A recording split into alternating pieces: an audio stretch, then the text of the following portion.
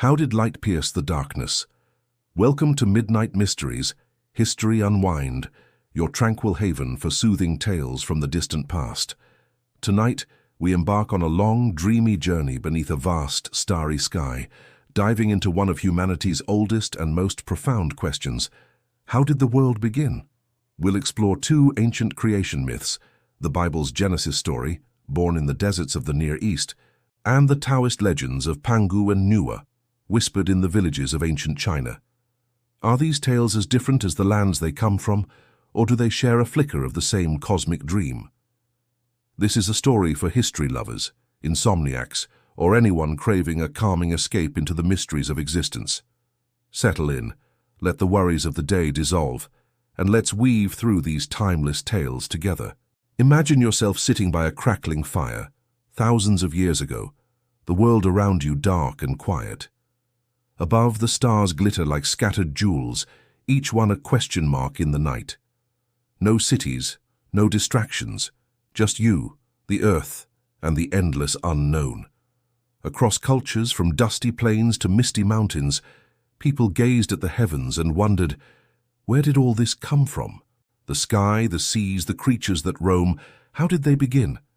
Every society spun its own story like a bedtime tale to cradle the mystery of existence.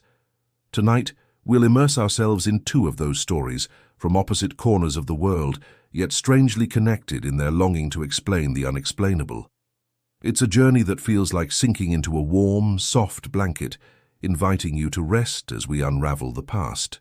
Let's begin in the ancient Near East, around 1500 BCE, where the Hebrew people told a story that would become the opening chapter of the Bible.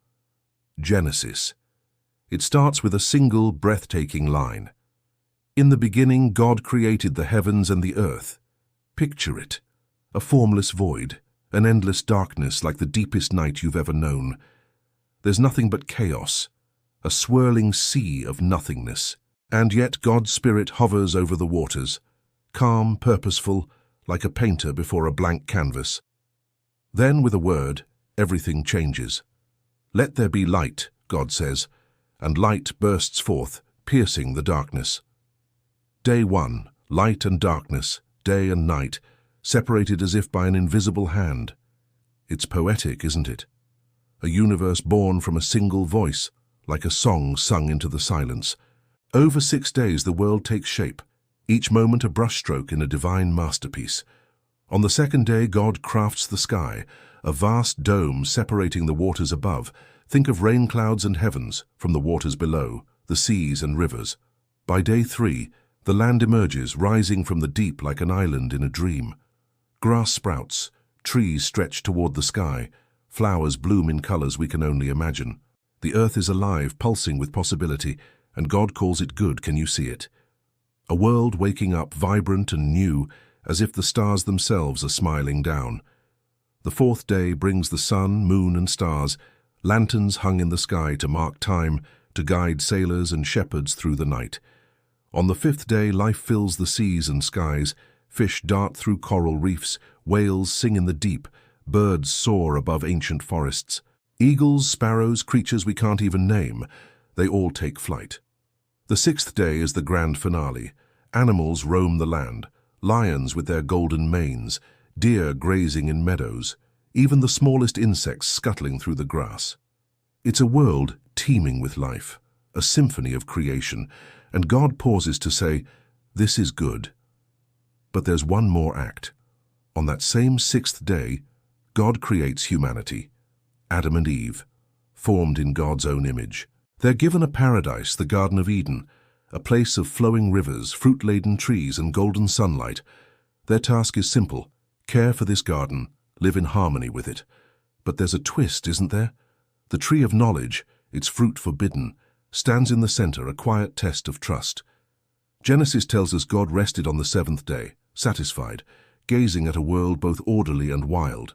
It's a story that feels like a deep exhale, a moment of rest after a burst of creation, inviting you to close your eyes and dream.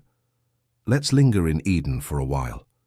The Genesis story is brief, just a few pages, yet it holds a universe of meaning. It's not just about how the world was made, it's about why. For the Hebrews, this was a story of faith, a declaration that the world isn't random chaos, but a purposeful creation shaped by a loving hand. Every blade of grass, every star, every breath you take, it's all part of a plan.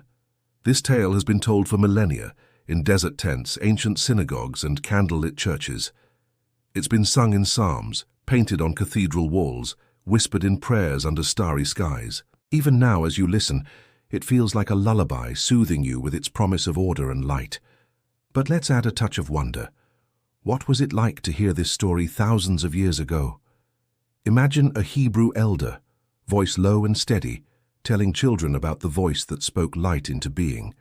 The kids might giggle at the thought of fish and birds appearing in a flash, or ask why Adam and Eve couldn't just sneak a bite from that tree. It's a story that sparks questions, doesn't it? Why light first? Why rest on the seventh day? These questions, like the stars above, don't need answers to be beautiful. They're part of the magic, part of what makes Genesis a tale that wraps around you like a warm breeze, guiding you towards sleep. The Genesis story isn't just a myth, it's a foundation. It shaped how the Hebrews saw the world, how they lived, how they prayed. Eden, with its rivers and trees, feels like a dream of harmony, a place where everything fits together. Even the tree of knowledge, with its forbidden fruit, adds depth to the tale. It's a reminder that creation isn't just about beauty. It's about choice, about trust, about living in balance. As you listen, can you feel that calm? It's like sinking into a soft bed, letting the night carry you away. Let's reflect a little longer.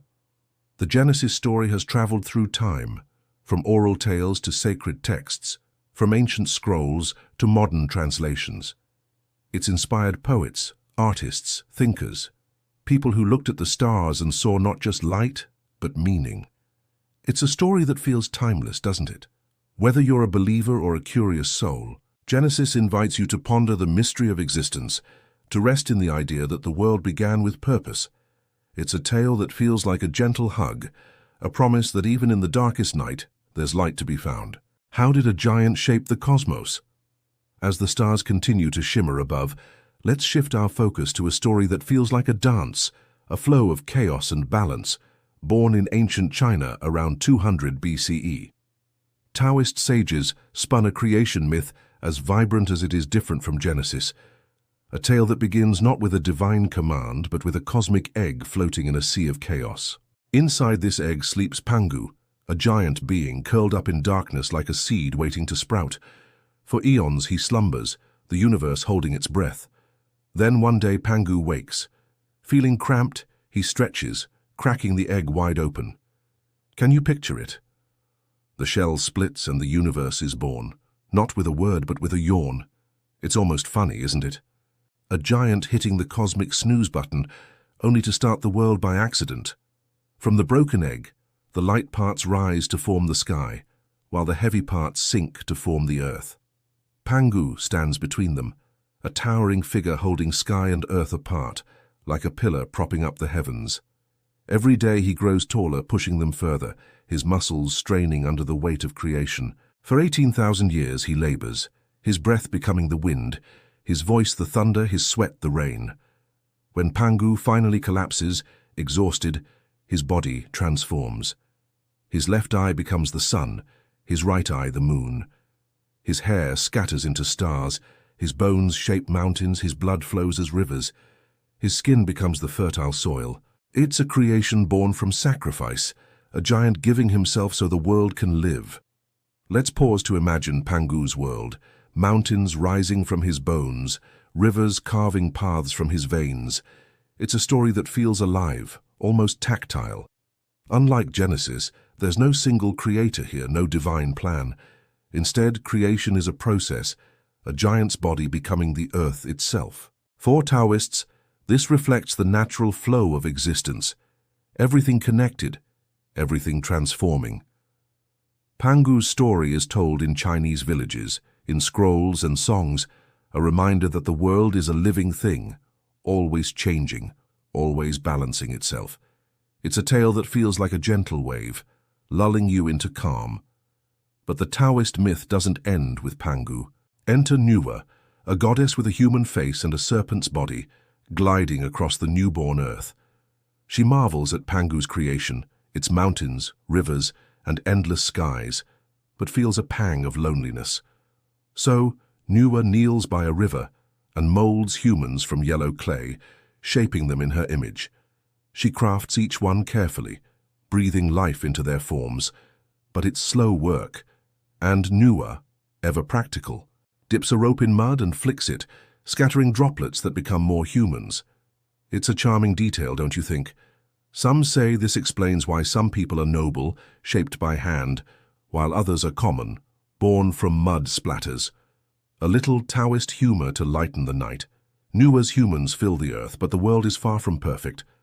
The sky cracks, floods rage, and monsters threaten her creations. Nuwa, like a cosmic caretaker, melts 5 colored stones to patch the heavens, their hues glowing like a rainbow. She cuts the legs from a giant turtle to prop up the sky, restoring balance. Her work is tireless, her love for humanity endless. This story feels earthy, grounded, like a tale told around a village fire. Its warmth wraps you up, like a cozy blanket on a quiet evening. Let's reflect on Nuwa's role. She's not a distant deity, but a hands-on creator, shaping humans with care, fixing the world when it breaks. Her story is one of resilience, of creativity in the face of chaos. For Taoists, Nuwa embodies the balance of yin and yang, creation and destruction, effort and ease. Her tale has been sung in Chinese poetry, carved into temple walls, honored in festivals where lanterns glow under starlight. It's a story that feels like a deep breath, inviting you to rest in the flow of life. Now let's weave these stories together, letting them dance under the same starry sky. At first glance, Genesis and the Taoist myths seem worlds apart. The Bible's God creates with a word, a single will shaping the universe in 6 orderly days. The Taoist tale begins with chaos, a cosmic egg, and a giant whose body becomes the world, followed by a goddess molding humanity from mud. Their visions differ, one structured, divine, the other fluid, organic. Yet, as we listen, echoes of similarity emerge, like stars appearing one by one. Consider the beginning. Genesis starts with a void, a dark, formless chaos. The Taoist myth opens with a chaotic egg, holding Pangu in its embrace. Both stories imagine a world born from nothingness, a blank slate waiting to be shaped. It's a shared dream, isn't it? The idea that before the world there was only potential like a seed before it sprouts. These ancient storytellers, thousands of miles apart, might have looked at the same stars and felt the same awe. Light is another thread that binds them. The Bible's first act is God's command, separating light from darkness. In Taoism, Pangu's eyes become the sun,